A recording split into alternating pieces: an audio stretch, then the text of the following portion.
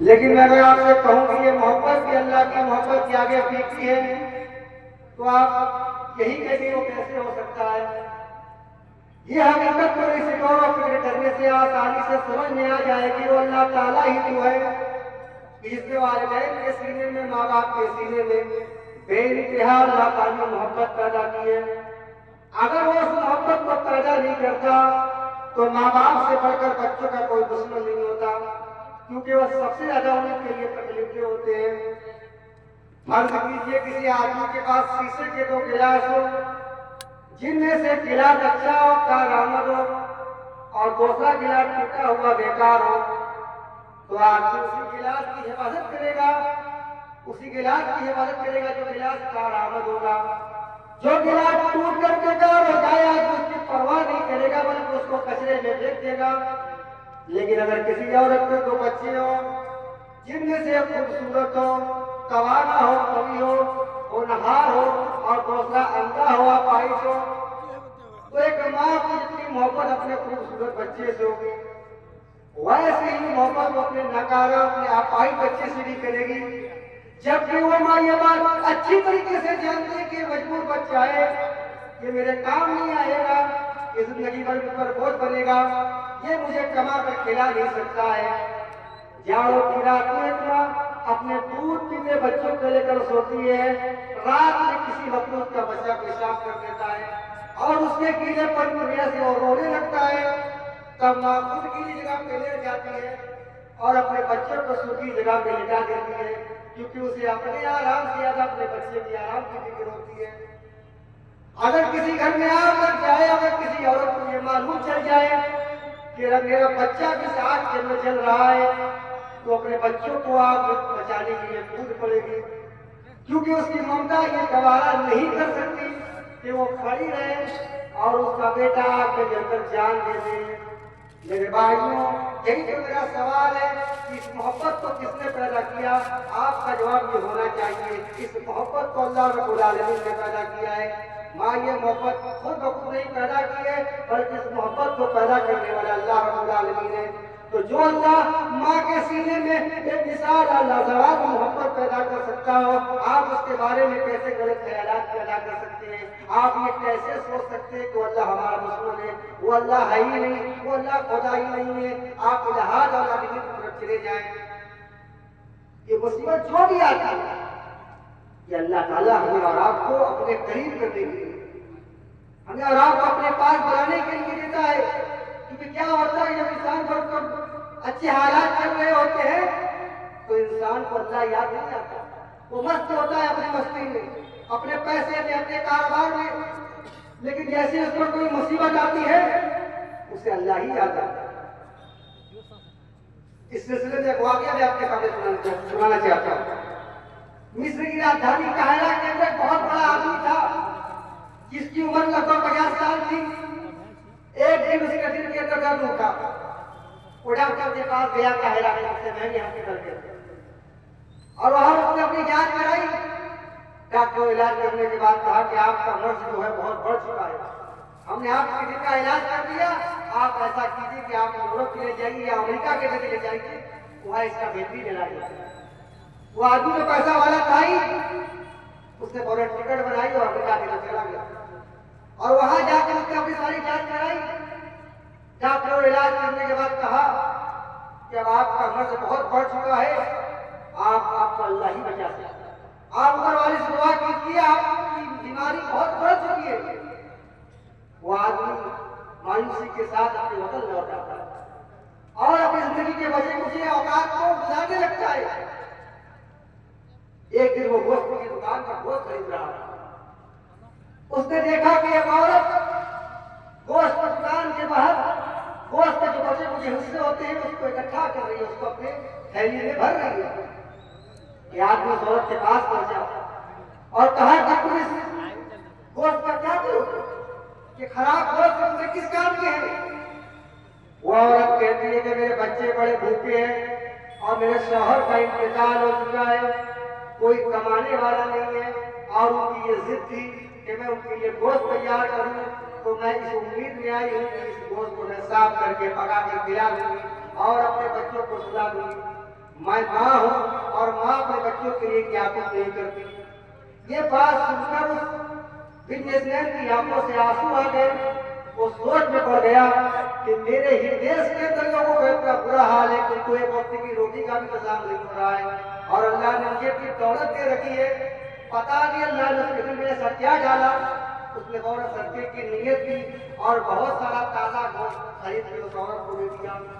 وہ عورت گوشت لے کر اس کو دعا دے کر چلی جاتی ہے اور یہ آدمی معاملات کے مطابق اپنی زندگی گزر بسر کرنے لگتا ہے۔ لیکن اسے کچھ دن بعد احساس ہوتا ہے کہ اس کے دل کے اندر جو درد تھا اس میں تکلیف ہو رہی ہے، اس میں آرام ہو رہا ہے۔ وہ ڈرتے ہوئے اسی قاہرہ کے کسی ہاسپٹل میں دوبارہ جاتا ہے اور پھر دوبارہ اپنی جانچ کراتا ہے۔ ڈاکٹر جب رپورٹ دیکھتے تو ڈاکٹر حیران ہو جاتے ہیں اور کہتے ہیں آپ کے دل میں کوئی پرابلم نہیں ہے۔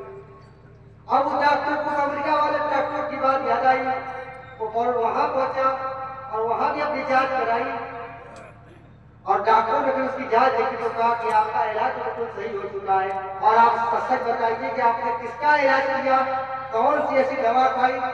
وہ آدمی نے سوچنے لگا کہ میں نے ایسی کوئی دوا نہیں کھائی۔ پھر سوچتے سوچتے اسے اس عورت کا واقعہ یاد آیا اور اس نے کہا کہ میرا علاج وہاں سے ہوا ہے اور ایسی چیز سے ہوا ہے جس پر تمہیں یقین نہیں ہوگا۔ تم ڈاکٹروں کو بات ہنسی لگے گی، اور سچ کہا ہے میں نبی نے کہ صدقہ یہ مصیبتوں کو، یہ برا بیماریوں کو ٹال دیتا ہے۔ اللہ تعالیٰ نے میرے ذریعے اس نیک کام کو کرایا اور اللہ نے مجھے اس سے نجات دی تھی۔ وہاں سے وہ آدمی بالکل نیک بن گیا، نمازی بن گیا، لوگوں کی مدد کرنے لگا۔ اب میں آپ سے یہ پوچھنا چاہتا ہوں، اگر اس آدمی کو یہ بیماری نہیں آتی تو کیا وہ اللہ کی طرف لوٹتا؟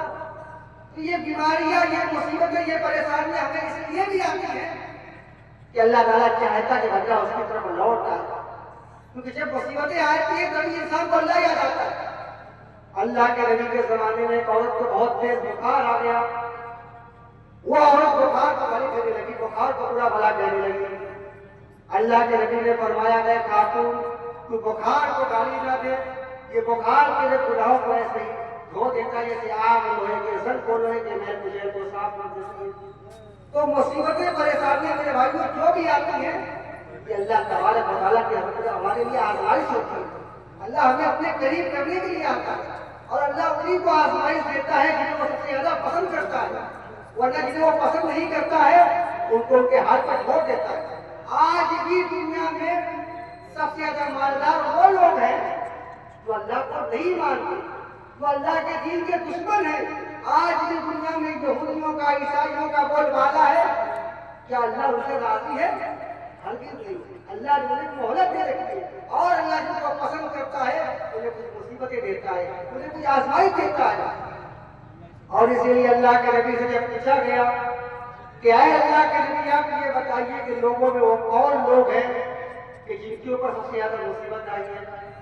اللہ کے نبی کہتے کہ الانبیاء، سنو میرے صحابی، سب سے زیادہ مصیبتیں تو ہم انبیاء کرام کے اوپر آئی ہیں۔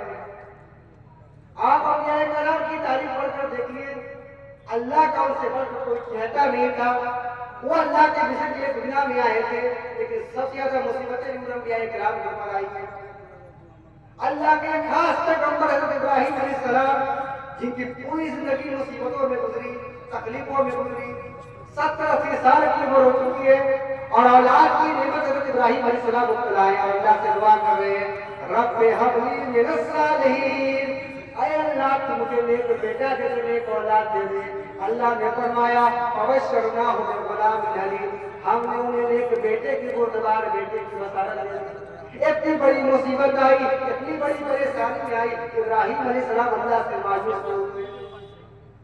حضرت یوسف علیہ السلام اللہ کے اتنے بڑے پیغمبر ہیں، پیغمبر کے بیٹے ہیں، پیغمبر کے پوتے ہیں، پیغمبر کے فرق ہوتے ہیں، پیغمبروں والا خاندان ہے، لیکن حضرت یوسف کن مصیبتوں سے گزارے گئے آپ قرآن کریم میں سورہ یوسف پڑھ کر کے دیکھیے۔ سوتیلے بھائیوں نے کنویں میں ڈال دیا، اور جب کنویں میں ڈالا تھا تو جنگل میں کوئی نہیں تھا۔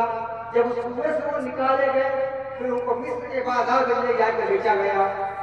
پھر عزیز مصر کی بیوی نے ان پر جھوٹا الزام لگا کر ان کو قید خانے میں ڈلوا دیا۔ حضرت یوسف علیہ السلام جب جیل کے اندر جاتے ہیں تو نبی ہو کر جاتے ہیں، بغیر کسی جرم کے جاتے ہیں. جب انسان کوئی جرم کرتا ہے، کوئی غلطی کرتا ہے اور اس کو سزا ملتی ہے تو انسان برداشت کر لیتا ہے کہ میں نے ایسا کیا تھا مجھے سزا ملی. لیکن نہ کرتا جب جرم کی سزا ملتی ہے تو انسان مجبور ہو جاتا ہے، انسان اندر سے ٹوٹ جاتا ہے. لیکن اس کے باوجود حضرت یوسف علیہ السلام اللہ سے مایوس نہیں ہوئے بلکہ اللہ پر توکل رکھا. حضرت یوسف علیہ السلام کے بعد یوسف علیہ السلام کی کو آپ دیکھتے 18 سال تک بیمار رہے. ساری دنیا ان کو چھوڑ کے چلی گئی سوائے ایک بیوی کے، پورا خاندان چھوڑ کر چلا گیا. لیکن کبھی بھی اللہ سے مایوس نہیں ہوئے. اور اللہ کے نبی کے صحابہ کرام پر بڑی بڑی مصیبتیں آئی. آپ صحابہ کرام کی تاریخ پڑھ کر کے دیکھیے کیسی کیسی مصیبتیں ان کے اوپر آئی ہیں. حضرت بلال علیہ السلام لائے، ان کا آقا نے ان کو تپتی ہوئی ریت پہ لٹایا، ان کو بہت ٹارچر کیا. وہ پہاڑ کی طرف کے اندر ذرا ظلم ہوتا تھا کہ صحابہ اللہ کے نبی کے پاس آئے اور کہنے لگے اللہ کے نبی ان کافروں کا، ان مشرکوں کا، ان ادھرمیوں کا ظلم برداشت نہیں ہوتا ہے. اے اللہ کے نبی آپ اللہ سے دعا کر دیجئے کہ اللہ تعالیٰ ہمیں کافروں سے نجات دے دے. اللہ رب العالمین نے آسمان سے آیت کریمہ نازل کی، الف لام میم احسب الناس ان يتركوا ان يقولوا آمنا وهم لا يفتنون. کیا لوگوں نے یہ گمان کر رکھا ہے، کیا لوگوں نے یہ سوچ رکھا ہے کہ ان کو ایسے ہی چھوڑ دیا جائے گا، وہ صرف اتنا کہہ دیں گے کہ وہ اللہ پر ایمان لائے. وَلَقَدْ فَتَنَّا الَّذِينَ مِن قَبْلِهِمْ فَلَيَعْلَمَنَّ اللَّهُ الَّذِينَ صَدَقُوا وَلَيَعْلَمَنَّ الْكَاذِبِينَ. حالانکہ اللہ نے اس سے پہلے کے لوگوں کو بھی آزمایا تھا، ان سے پہلے کے لوگوں کو بھی اللہ نے مصیبتوں میں پریشانیوں میں مبتلا کیا تھا. کیوں کیا تھا؟ تاکہ اللہ جان لے کہ ان میں سچا کون ہے اور جھوٹا کون ہے. صحابہ کی منشا غلط نہیں تھی، صحابہ بھی ہمارے اور آپ کی طرح انسان تھے. صحابہ یہ سوچ کر نبی کے پاس گئے تھے کہ ہم تو سچے خدا کو مانتے ہیں، ہم سچے پیغمبر کو مانتے ہیں، ہم ان مصیبتوں کو برداشت کریں. اگر اللہ کے نبی اگر دعا کر دیں گے تو ہماری مصیبتیں ختم ہو جائیں گی. تو اللہ تعالیٰ نے نہ صرف صحابہ کو بلکہ قیامت تک آنے والے تمام مسلمانوں کو یہ پیغام سنا دیا کہ اسلام پر چلنا اتنا آسان نہیں ہے. اگر تم مسلمان ہو، اگر تم مومن ہو، اس کا مطلب یہ نہیں کہ تم پر آزمائش نہیں آئے گی، تمہیں تکلیفوں کا سامنا نہیں کرنا پڑے گا. اور اسی بات کو علامہ اقبال نے اپنے شعر میں کہا تھا، یہ شہادت ہے تم پر اپنے قدم رکھنا. لوگ آسان سمجھتے ہیں مسلمان ہونا، مسلمان ہونے کا مطلب آسان نہیں ملے. تو سوال یہی پیدا ہوتا ہے کہ مصیبتوں میں، پریشانیوں میں ہم کیا کریں. تو میں آپ کے سامنے 4 باتیں پیش کروں گا، وقت نہیں ہے کہ ہم مصیبتوں پریشانیوں میں چیزوں کو اپنائیں. آج ہم یہ بھی دیکھتے ہیں کہ مصیبت پریشانیوں میں لوگ بہت سارے ایسے کام کر جاتے ہیں جو حرام ہوتے ہیں. بہت سارے لوگ شراب پینے لگتے ہیں، بہت سارے لوگ مصیبت پریشانی کو برداشت نہیں کر پاتے، جا کے آپ ہتیا کر لیتے ہیں. یہ حرام چیزیں ہیں. اسلام نے کسی چیز کے حلال میں راز نہیں رکھا ہے. ہم یہ دیکھیں کہ قرآن حدیث ہمیں کیا بتاتا ہے. مصیبت پریشانی میں ہماری سب سے بڑی ذمہ داری یہ ہے کہ ہم اللہ کا شکر ادا کریں، ہم شکر گزار بندے بنے. اگر اللہ ہمیں کوئی مصیبت دے رہا ہے، کوئی پریشانی دے رہا ہے، تو ہم یہ بھی دیکھیں کہ اللہ تعالیٰ نے ہمیں کیا کیا انعامات دیے ہیں. اللہ کے مومن بندے جنہیں اللہ تعالیٰ نے اسلام دیا ہے، ایمان دیا ہے. یہ دولت ایمان کی تمام دولتوں سے بڑھ کر دنیا میں انسانوں کا کام ہے. کیا یہ دولت کا یہ احساس نہیں کہ مجھے اللہ کے سامنے ہر بات کو مانے؟ اللہ تعالیٰ نے کہا ہے کہ اللہ کے مومن بندے وہ ہے جو بہت زیادہ اللہ تعالیٰ کا شکر ادا کرتے ہیں. اور اللہ نے ایک دعا بھی کیا ہے، وَقَلِيلٌ مِّنْ عِبَادِيَ الشَّكُورُ، کہ میرے بندوں میں شکر کرنے والے بڑے. عادت یہ ڈال لے کہ جب بھی کوئی مصیبت آئے، پریشانی آئے، انسان یقیناً برداشت نہیں کر پاتا، لیکن پھر بھی اللہ کا شکر ادا کرتا ہے کہ اللہ کا لاکھ لاکھ شکر ہے تم نے مجھے کم مصیبت دی ہے. اگر کوئی انسان کو لے کے آ جائے تو میری ہر گناہ کے بدلے مجھے بڑی بڑی سزائیں دے سکتا ہے. اور اس معاملے میں حضرت ابراہیم کی مثال ہمارے سامنے موجود ہے. حضرت ابراہیم اللہ کے اتنے بڑے پیغمبر ہیں، اللہ نے ان کو بہت آزمایا، لیکن پھر بھی اللہ تعالیٰ نے تعارف کیا قرآن میں. تو اللہ نے کہا کہ ساتھ ابراہیم وہ تھے جو اللہ کی نعمتوں کا شکریہ ادا کرتے تھے. ہم اور آپ ہوتے تو کہتے اللہ نے تمہیں ہمیں دیا ہی کیا ہے. باپ نے گھر سے نکال دیا، بادشاہ نے آنکھ نکلوا دیا، جوانی میں اولاد نہیں ہوئی، اور اولاد ہوئی بھی تو تم نے اس کو مجھ سے جدا کر دیا۔ لیکن اللہ کہہ رہا ہے کہ ابراہیم اللہ کے شکر گزار تھے، اور اسی لیے اللہ نے اتنا عطا کیا کہ صدیاں بیت گئی ہے کہ حضرت ابراہیم کو یاد کرتے ہیں۔ اور آج بھی دنیا کے جو 3 بڑے مذاہب ہیں حضرت ابراہیم اپنا آئیڈیل مانتے ہیں، چاہے وہ عیسائی ہو، چاہے وہ یہودی ہو، چاہے وہ اسلام کا ماننے ہو، جو ان کے شکر گزاری کا بدلہ تھا، آج دنیا ان کو یاد کر رہی ہے۔ اور مصیبت پریشانی والا دوسرا کام یہ کہ ہم صبر کریں، مصیبتوں پریشانی میں ہم گھبرائے نہیں، مصیبت پریشانی میں ہم صبر کریں۔ صبر جو ہے یہ اسلامی زندگی کی ایک خوراک ہے۔ جس طرح کے انسان جاندار خوراک کے بغیر زندہ نہیں رہ سکتا، اسی طرح صبر کا جذبہ پیدا کیے بغیر کوئی انسان آخرت کا مسافر نہیں رہ سکتا۔ اگر آپ مومن ہیں، اگر آپ مسلمان ہیں تو آپ کو صبر کرنا پڑے گا، اس لیے کہ آزمائش آئے گی۔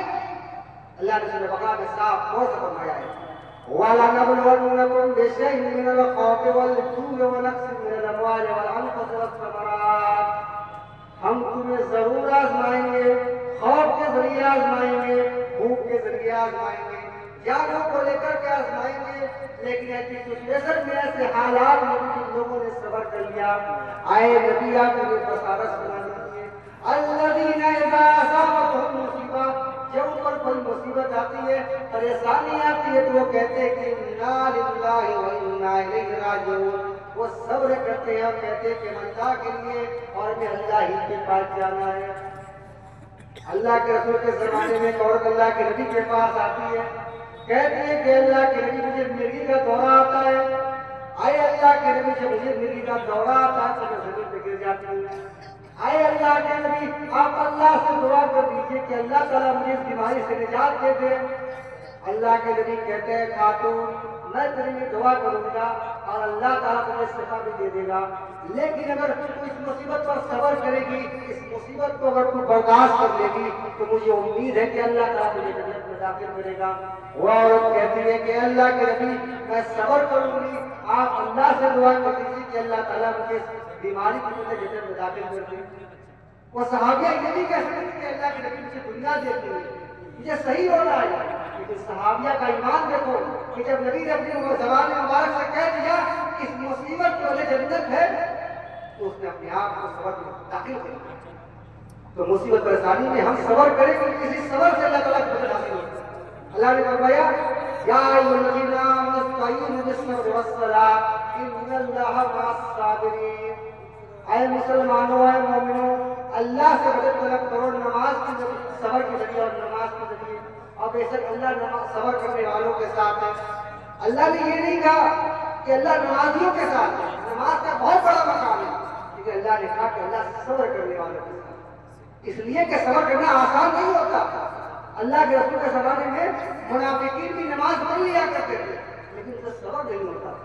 جو صبر انسان کرتا ہے تو اللہ کی معیت خاصہ اس کو حاصل ہو جاتا ہے۔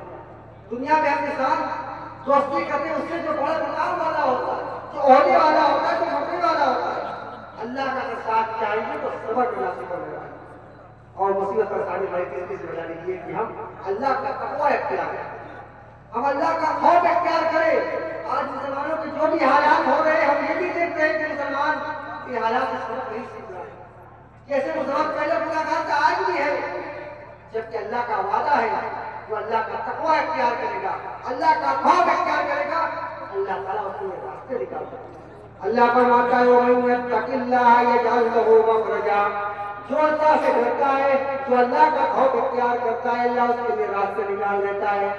حضرت موسیٰ علیہ السلام کا واقعہ آپ لوگوں نے سنا ہوگا، فرعون جو حضرت موسیٰ کا پیچھا کر رہے تھے، قرآن کریم میں اللہ رب العالمین نے اس واقعے کا نقشہ کھینچتے ہوئے فرمایا وَلَمَّا تَرَى الْجَمْعَانِ قَالَ أَصْحَابُ مُوسَىٰ، موسیٰ کے ساتھیوں نے کہا، موسیٰ کے ماننے والوں نے کہا کہ موسیٰ ہم کو پکڑ لیے جائیں گے، ابھی ہمارا اجراء کر لیا جائے گا، ہمیں ہمارا کیسے کر لیا جائے گا۔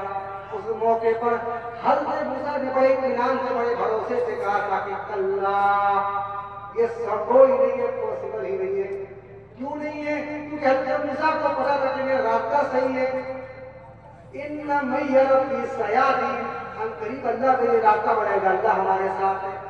جو اللہ موسیٰ کا رہے وہی اللہ ہمارا بھی رہے، جو اللہ موسیٰ کے راستے بنا سکتا ہے وہی اللہ ہماری بگڑی حالات کو بھی صحیح کر سکتا ہے۔ ہاں شرط یہ ہے کہ اللہ کا تقوی اختیار کرے، اللہ سے ڈرنے والے بنے، اور ایسا رہے جیسا کہ اس سے ڈرنے کا حق ہے۔ تو مصیبت پریشانی ہمارے کس سے ذمہ داری ہے کہ ہم اللہ کا تقوی اختیار کریں، اور چوتھا کام یہ کریں کہ ہم اللہ کی بڑائی اور تقدیر پہ راضی ہو جائیں، اللہ کے لکھے ہوئے پر راضی ہو جائے۔ اللہ جو کر رہا ہے مرضی سے کر رہا ہے، اللہ نے پہلے ہی جو ہے محفوظ میں لکھ دیا تھا۔ جب انسان مصیبتوں میں یہ سوچتا ہے کہ اللہ نے پہلے ہی لکھ دیا تھا، اس کے دل میں ایک آس ہوتی ہے کہ اللہ نے لکھا تو بہتر لکھا، اور یہ عقیدہ پریشان حال کو زندگی میں جینے کا حوصلہ دیتا ہے۔ اللہ نے صاف فرمایا وما اصابکم مصیبۃ بما فی الارض، میں جو بھی مصیبت آتی ہے ہم نے پہلے ہی کتاب کو لکھ دیا ہے، اور یہ اللہ کے لیے بڑا آسان طریقہ ہے۔ انسان یہ سوچتا ہے کہ اللہ نے کیسے لکھ دیا، ابھی مجھ پر یہ مصیبت آئی ہے، ابھی مجھ پر یہ پریشانی آئی ہے، اللہ نے کیسے لکھ دیا؟ اللہ نے کہا کہ اللہ کے لیے کوئی مشکل نہیں۔ جب انسان مصیبتوں میں یہ سوچتا ہے کہ اللہ تعالیٰ کی تقدیر سے ہے تو اس مصیبت کو صبر کر لیتا ہے، اور جب اسے کوئی نعمت ملتی ہے اس نعمت کو گھمنڈ نہیں کرتا، بلکہ یہ سوچتا کہ اللہ نے لکھا تھا کہ اللہ تعالیٰ کی تقدیر سے ہے تو اللہ تعالیٰ کو شکر کرتا ہے، تو تقدیر پر ایمان رکھتا ہے۔ اور انسان کو یہ بھی فائدہ ملتا ہے کہ انسان یہ سوچتا ہے کہ اللہ کی مرضی کے بغیر، اللہ کی منشا کے بغیر کوئی انسان اسے نہ کوئی فائدہ پہنچا سکتا ہے نہ کوئی نقصان پہنچا سکتا ہے۔ اللہ کے نبی صلی اللہ علیہ وسلم کے پاس سے کہتے ہیں جو کہ ابھی 11 سال کے بچے ہیں، اے ولی اللہ یا بچہ، اے غلام ہے بچے، تو اللہ کے ایک کام کی حفاظت کر، اللہ تیری حفاظت کرے گا۔ اور یہ بات تو اچھی طریقے سے جان ہے، پوری امت مل کر بھی اگر تجھے فائدہ پہنچانا چاہے تو تجھے فائدہ نہیں پہنچا سکتی، اور اگر پوری امت تجھے مل کر تجھے نقصان پہنچانا چاہے تو تجھے نقصان بھی نہیں پہنچا سکتی۔ سب کچھ اللہ نے پہلے ہی لکھ دیا ہے۔ اور پانچواں کام یہ کریں کہ ہم دعا کریں، ہم دعا کو اپنا ہتھیار بنائیں۔ آج مسلمانوں کے حالات جو بھی آ رہے ہیں، مسلمان دعا نہیں کرتا، بلکہ دعا پر لوگ کمنٹ کرتے ہیں، ہنستے ہیں کہ دعا کرنا یہ بیوقوفی ہے، کہ مولویوں نے بنا دیے۔ اگر دعا کرنے سے کوئی فائدہ ہوتا تو یورپ والے، امریکہ والے، اسرائیل والے ترقی نہ کرتے، جو کہ بالکل دعا ہی نہیں کرتے، اور جو مسلمان دعا کر رہے ہیں وہ بہت ہی زیادہ پریشان ہیں۔ میرے بھائی کو دعا کا مذاق نہ ہو رہا ہے، اگر دعا میں تاثیر نہیں ہوتی تو اللہ رب العالمین بڑے عظیم کے اندر دعاؤں کا ذکر نہ کرتا، بڑے بڑے پیغمبروں کی دعاؤں کا ذکر نہ کرتا۔ حضرت یونس علیہ السلام مچھلی کے پیٹ کے نیچے چلے گئے، سمندر کا اندھیرا، رات کی تاریکی کا اندھیرا، اتنی بڑی تاریکی میں یونس علیہ السلام اللہ کو نہیں بولے، اور اللہ سے دعا کی لا الہ الا انت سبحانک انی کنت من الظالمین۔ اے اللہ تیری ذات پاک ہے، تیری ذات پوتر ہے، میں ہی ظالموں میں سے تھا، میں ہی ظلم کرنے والوں میں سے تھا۔ غزوہ بدر کا موقع ہے، مسلمانوں کی تعداد 313 ہے، مسلمانوں کے پاس مرنے کے لیے ہتھیار تک نہیں ہے۔ یہ بہت بڑی مصیبت اللہ کے رسول کے اوپر آئی ہے۔ اللہ کے نبی نے تقدیر کے نام پر آپ بیٹھ نہیں گئے، توکل کے نام پر آپ بیٹھ نہیں گئے، بلکہ اللہ کے نبی صلی اللہ علیہ وسلم ساری دنیا سے کٹ کر ایک اللہ کی طرف لوٹے اور اللہ سے دعا کی اللہم ان کو لکھا میرے ثابت من علی الاسلام۔ اے اللہ، اگر یہ مسلمانوں کی چھوٹی جماعت اگر ہلاک ہو گئی، اگر یہ مسلمانوں کی چھوٹی جماعت اگر مٹ گئی تو پھر روئے زمین پر تو کوئی عبادت کرنے والا نہیں ہوگا۔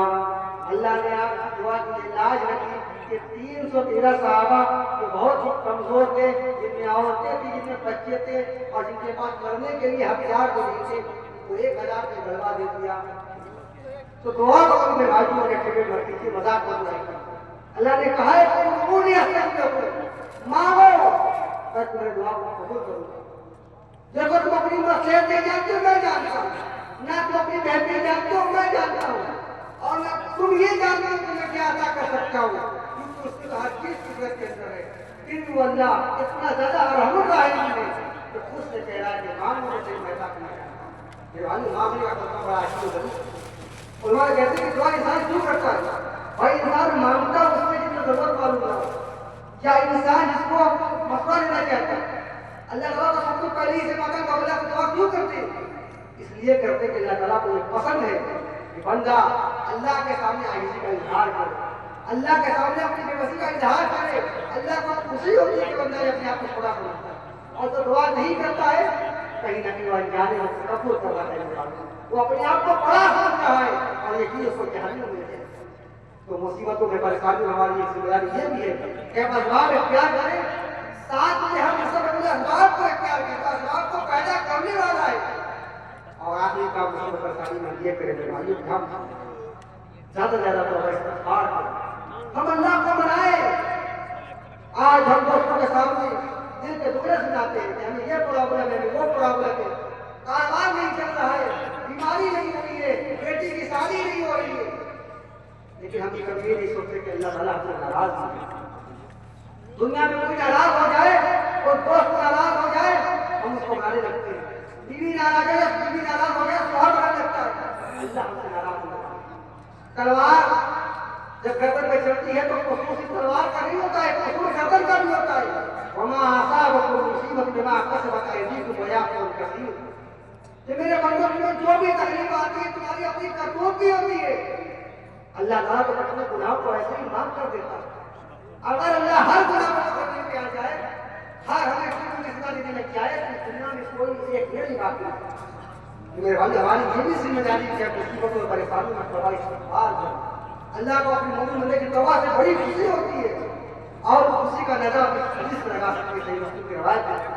اللہ میری فرماتے ہیں کہ اللہ تعالیٰ کو اپنے مومن بندے کی توبہ سے بڑی خوشی ہوتی ہے، اس مسافر سے بھی زیادہ جو ایک چکیل اور ناموافق جگہ پر پہنچ گیا اور وہاں تھوڑی دیر آرام کرنے کے لیے وہ لیٹ جائے، اور جب اس کی آنکھ کھلے تو اس کی سواری و سامان غائب ہو چکے ہیں۔